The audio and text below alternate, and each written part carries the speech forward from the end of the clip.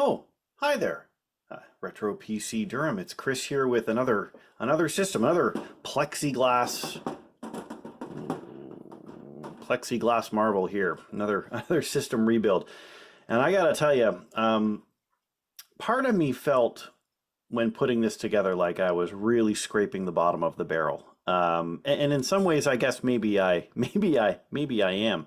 Um, but nonetheless, yet again, another example of taking some old computer parts and finding a way to get them all working together and functionally uh, running in a Windows 10 build. So here we go. We'll start off with this case, this Aspire case, which man oh man did it smell when I got it in. It was like it wasn't the musty computer smell, and it wasn't cigarette, but it was nasty. It had this, I want to say it smelled kind of like corrosion. Now, the case itself didn't have any corrosion on it. There were no rust spots or anything on it. It was dirty, but it just had this smell about it that just smelled nasty. So, I took it completely apart. I let it air out for a little while, and then I took my time washing each individual component by hand just to clean everything off. There was a couple spots around the outer side of the case here. Not this panel, obviously, because the marks are still on it a lot of places, but I used some orange oil on some of the other components to try and work out some of the grease stains and stuff that were on it. And that also kind of adds a little bit of its own smell to it to neutralize the stank. Yeah, but it reeked. It was just terrible. And for a long time I thought, you know what, there's no way I'm going to be able to use this. It's still a little beat up, but not so much that it's like not usable. So here's the side panel. You can get a kind of a sneak preview of what's going to be going on inside of it. And then it's got this kind of air baffle, which I'll show you when I take the panel off. But we'll bend it over here, and there's another part here, this top panel here. So it's got a roof vent here with a fan. We'll move around to the back and show you here. So I've got this power supply in here, which is just a generic 24-pin power supply. Only thing wrong with this one is this came out of a guy who had donated me some old machines that he'd been using for not VTR, but like for security camera recording. And they were out of commission because everyone's moving to like better solutions, like stuff that like Pivot 3 solutions and some cloud-based stuff that people do now. So he was getting rid of the ones that he had that were kind of analog-based. The power supply that was on this, I guess when they took them out of commission, they took all the hard drives out of them, and the person had just like snipped them right out. So the one of the power lines coming off of this power supply had just been snipped. So I had, kind of tied them all off and separated them. The power supply itself still works fine. And there was still more than enough cabling to be able to connect everything up inside. It was just, that was one of the parts that had to be dealt with. Carefully put this back down again. And then we're pretty generic on the rest. System board here, you can see, this is a little bit falling apart. Standard connectivity, obviously you can tell this is an older system based on the, addition of older components like a parallel port still being on here. And then we do have a discrete video card that was added. This is not an incredibly high-end video card, but I thought it paired decently with the rest of the system. So instead of putting, I think I've got one other like 1 gig PCI video card left, but in this case, it wouldn't have worked out very well. All right, we'll move on to the side here. On this side panel, there's a little bit of ventilation, and then we've got these components on the bottom here. We've got a FireWire port, which isn't plugged into anything because there isn't a FireWire connection on the system board that's in this box. 2 USB ports, audio and microphone and headset port here, and then these two knobs, these volume rockers, are not actually for volume. One of them is supposed to be a fan speed rocker, and the other is supposed to be I think, like illumination rocker. And these are supposed to be for the fans that come with this case. Now, I may spend some more time playing with this because, you know, the next time I'm going to have somebody who needs these and needs a donation made with these working systems might be a while. So I may put this up on the bench and play with it a little bit more. But it's got these front panels here. And so this one's got a voltage meter on it, which I plugged in, and it kind of like flicks every once in a while. And it's got a blue LED inside. It's probably not actually, I don't know if it's actually a blue LED. It might be. It might be.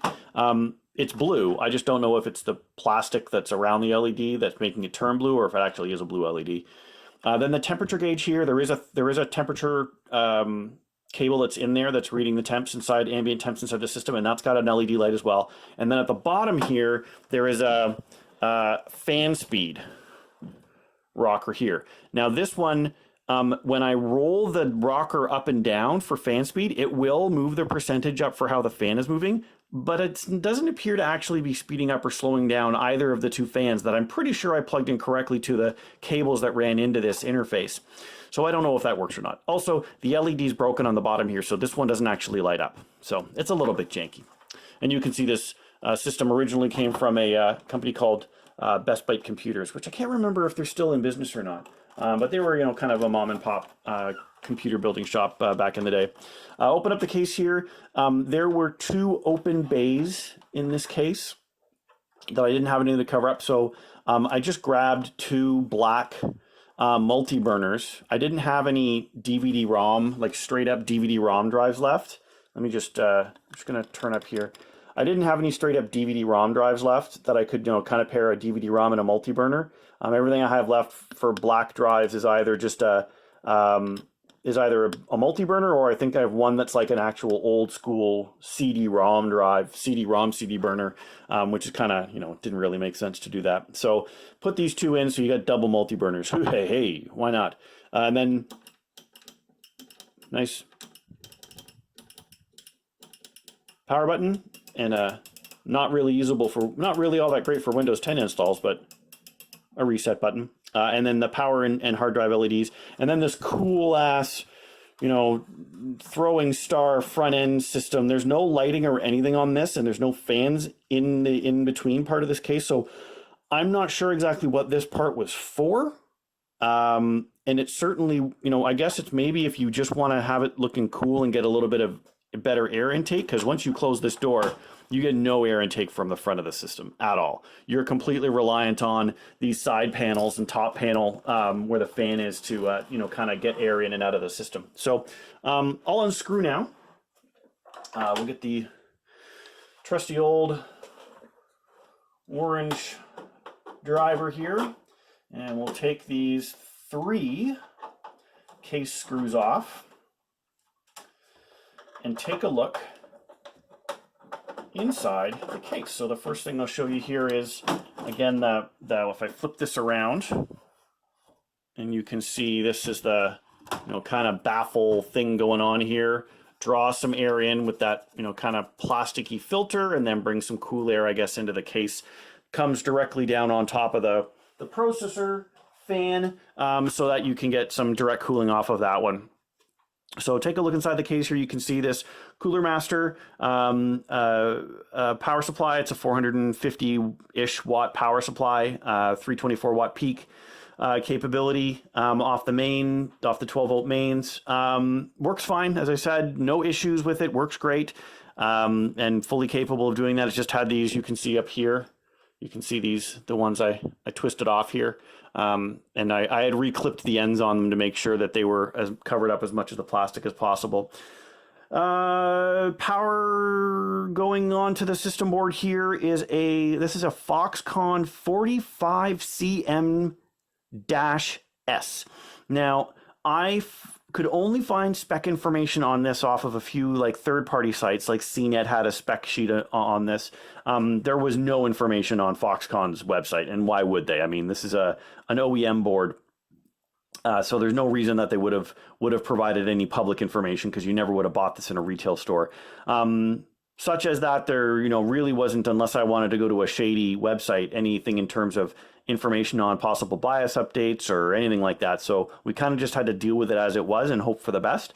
I had a little bit of trouble when I was first trying to get the system, the system up and going. It took me a while to actually get the system to actually boot properly. So quite a few cycles of me, removing the processor, removing the CMOS battery, replacing the CMOS battery, resetting the CMOS, trying multiple memory types, and then finally got it around that it would actually do a boot with a discrete card installed. So it's possible that the Intel, I think it's 960GM chipset for graphics that's on here is borked, and I needed to go with a third-party graphics, an external graphics card anyway. Another feature on this another feature on this system board was the fact that it only supports a maximum of 2 gig worth of memory. So that creates a little bit of a challenge in that running 2 gig of memory for Windows 10 may not work. But it also was a kind of a blessing in disguise, because when it comes to DDR2 memory DIMMs, I don't have very many left of them. I've used up almost all the ones that I had stockpiled, and I only have 1 gig and a couple 256 megabyte slots left. So this is a Kingston 2 1 gig DIMM kit. So it's, the part number shows that, these came together. So that's in there, and the 2 gig fully recognized. And then also what's helpful is, maybe not having this onboard graphics working very well, which would be drawing from this memory, is adding in a discrete graphics card so it uses its own memory, obviously. So we've got this ATI. It's an older card, sir, but it still checks out. This ATI 1600 graphics card, it would be time appropriate, I guess. It's 256 meg. It's capable, but obviously not great. And again, there's no way you're going to be really doing much in the way of gaming on this at all. It's maybe some old school gaming, but obviously nothing modern. Processor wise, still using the CPU that this came with, which is a Pentium E2160. So this is a dual core 1.8 gigahertz processor, fully capable of handling a Windows install. There'd be no reason why you can't handle a standard Windows install on this one. A couple of other things. So this system board as well was it didn't come in this case, but it was in the system it came from. This board was absolutely disgusting. Had the most disgusting, like, brown, I don't even know what it was on it, but it was absolutely gross, and took a fair amount of cleaning using some different things. Probably the first time I used something other than just like a soft cloth, maybe a little bit of paper towel in areas where I knew it wouldn't be catching on circuitry. The old, coffee filters, which don't leave anything behind. But I actually had to get out, a little bit of the dust brush, which I probably won't use this again because it did catch on stuff. I do need to get some anti-static brushes that I can be able to, kind of scour a little bit more without worrying about damaging things. But I did get it clean enough that I, felt comfortable with it. There's no bad caps or anything on it. It's once it's clean, it looks a lot better. And get everything booted up. What else can I say about this? The fans you can see here, the blue. So both this fan and the fan that's in the top of the case, up at the top here, which you can kind of see in the screen here, these both light up. So there's LEDs on all 4 corners of it. And when they get up and running, when they spin, they will actually light up. The spinning creates enough of the electrical disturbance to be able to light up the LEDs. So I'll try to show that off when we get started. Well, I'll show you all the blinking lights. And then lastly, I didn't even bother trying to do the old 60 gig hard drive again, because there's 2. I'll show you. So I've done a couple of these now where I've mentioned having older drives that didn't really work. So in both cases, I've got 60 gig, these 60 gig mechanical drives. In both cases, I was managed to be able to get these ones that had Windows 7 on them.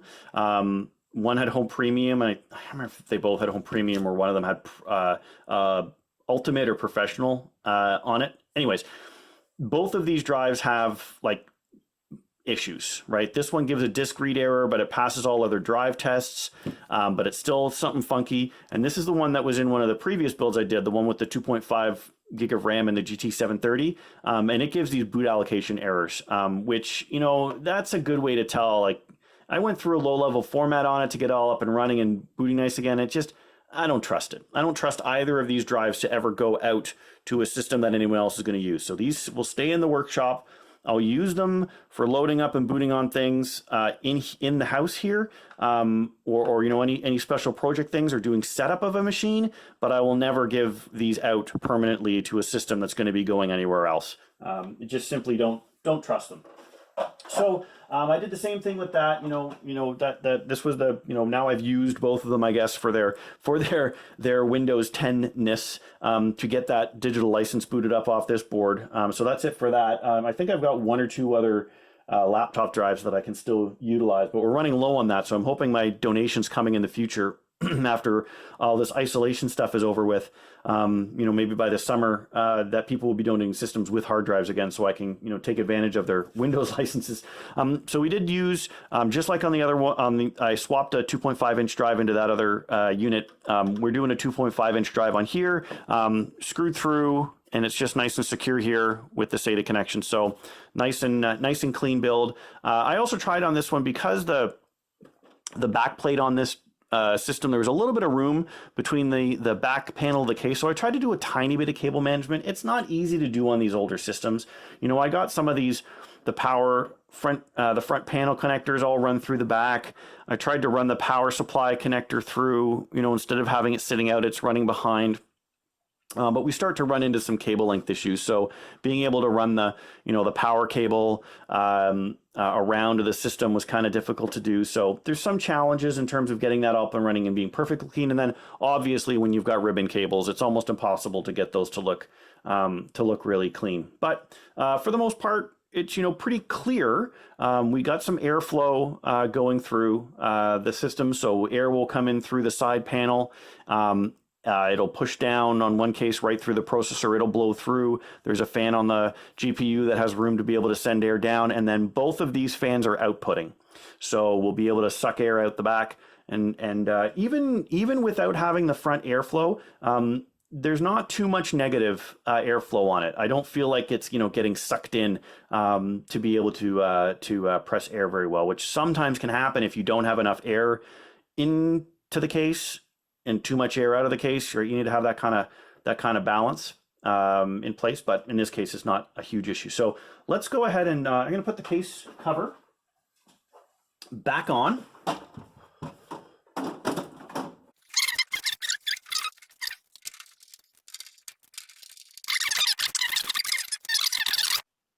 Okay, so let's take a look. We got the system moved around here. Power button. So we got our LED for power, and then our red hard disk drive Seek LED. That'll start blinking a little bit now. And then if we close the front panel, you can see here, we've got some LED glow coming off these two side panels, and then you can see the temperature gauge and the voltage regulator gauge. And then the other thing I want to show you here, if I can, is the fan speed here. So I'll just hold it up here and see if you can see that. So I'm going to move the rocker down. So as I roll the rocker down, you can see the little red guy there is, kind of changing, right? Going down to 50, up to 100. The fans aren't changing their speed at all as I do that.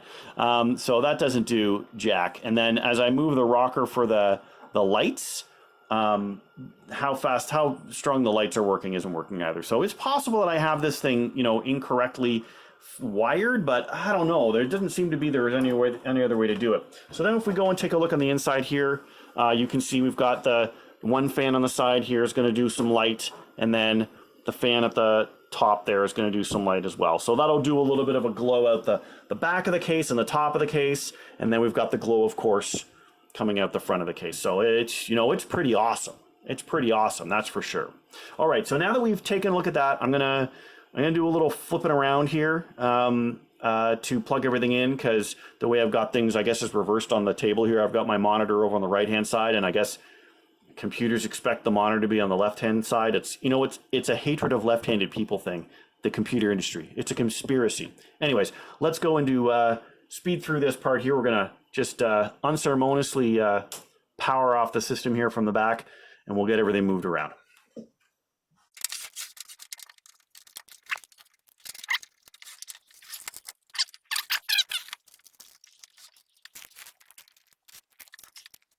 I think that looks okay now. All right, power, and one more time we hit the old power button here and get ready for boot up time. So we'll see that Foxconn splash screen.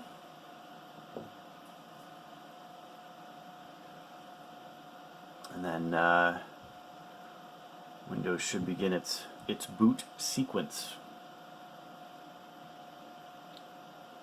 The fans are, I wouldn't say the fans, each individual fan isn't necessarily loud, but having those two case fans as well as the Intel stock fan all together with the power supply fan, and the power supply has two fans in it as well.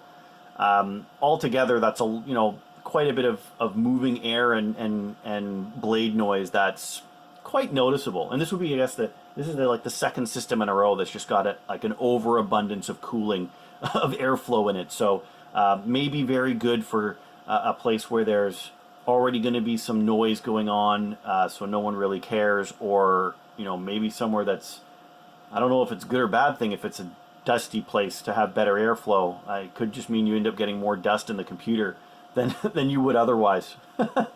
All right, so here we are. Windows is finished booting up. Again, it takes a while, right, with that spinning disk to be able to get things up and running, as opposed to an SSD drive, but it gets up there eventually, and we'll be running. So let's take a look at what's going on in the system here.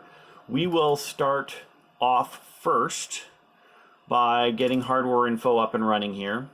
Now we'll need a check here, and we'll do some of the spec reads. For the most part, not much else to say that I hadn't already said about what was in the system build here. It's a Pentium dual core E2160, so that's a 2-core processor, no multi-threading, and then you've got this Foxconn 45CM-S. The 945 GC chipset, so again, that had that integrated possible for integrated graphics, which just wasn't working, so it wasn't worth it. And then we've got this 160 gig Toshiba spinner and the two multi-burners.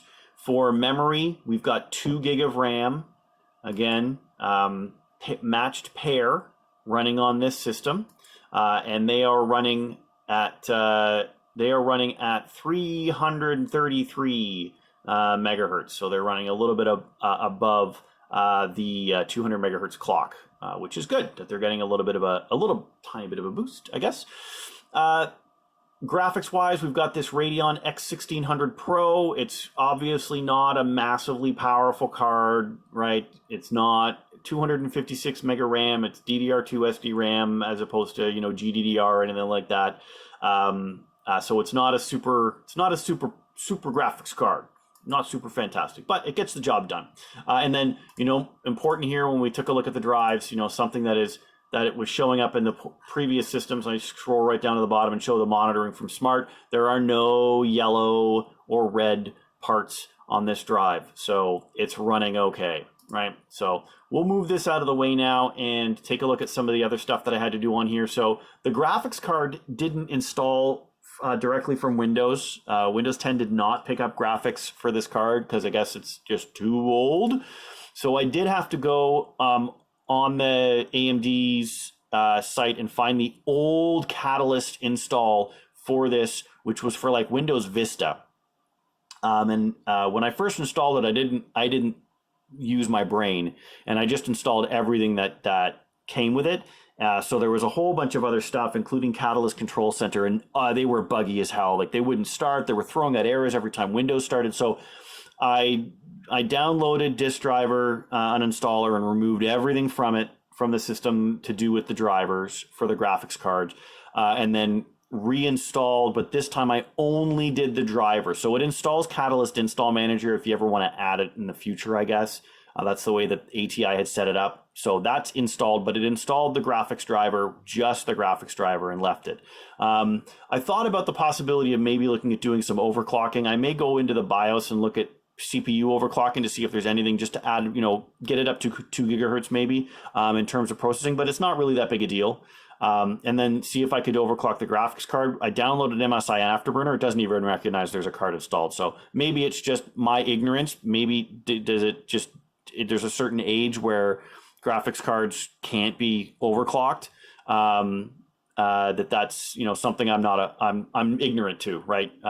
Because when it comes to doing stuff like overclocking, that's newer to me than building a system, and I'm more of a laptop guy over the years anyway. So you don't overclocking a laptop is not generally a good idea. That's really the only thing that I installed additionally on this system, except for the usuals of downloading hardware info and then downloading Chrome as well to use instead of Edge. So we'll get Chrome up and running here as well, and I'll show you what might have been the most surprising thing about this system. And that was when I went to do my usual check here, where I go to YouTube and I check to see how well it can handle something like doing a video, video playback over the web. Because it generally does take, it's not an incredibly stressful thing, but you can really tell if a system's actually capable of doing anything at all. With lower performance, less memory, cheap graphics card. And this was one of the things that you may or may not be surprised by. So we'll do a quick scroll down here, and we'll go to, again, trending movies. And I think there was here's the videos of the month. Yeah. So this one here will start up, and I'll just, I don't want to pause well, it's a Honey advertisement. That's great job, Honey, that you've got this out available. We'll do our full screen while that's playing. Okay, so let's just take a look here and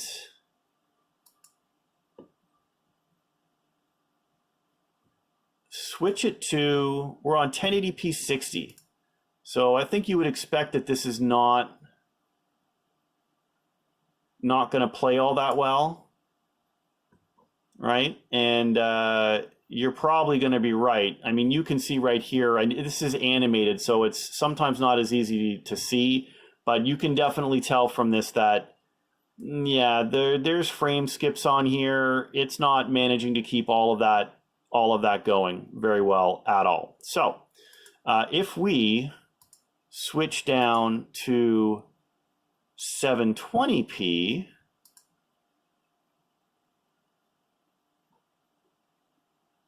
you know what? It still looks pretty crappy. Maybe I was just having a lucky break. But when I played this earlier yesterday, it seemed like things were going a lot smoother. Let's go down to 480p, and this is probably the speed that would be, okay. I should expect that the system could at least handle this much. And now it's running pretty smooth. Obviously, the resolution gets poorer. The pixelation is more noticeable as a result.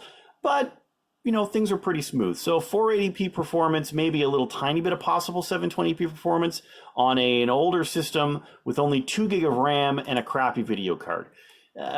This is okay. I think we can handle making this system work, and it is usable. So this one, I think can go out the door. Of course, a couple things I do want to look at with it again. I want to play with how those power cables are plugged in for those fans to see if the fan control and the voltage monitor actually can show up. And we'll see if we can maybe do a tiny bit of overclocking. Temperature-wise, you can take a look and see here how temps look on the system. We've never gone over 30 degrees Celsius on the processor. We've never gone over 34 degrees on the chipset. And hard drive is chilly at 26 degrees. The graphics card, again, maybe because it's older and they just didn't do it at the time, does not have a temperature monitor at all. It's not showing any thermals. So I guess that's a thing as well. Well, that'll do it for me. I hope you enjoyed this video, checking out this old system.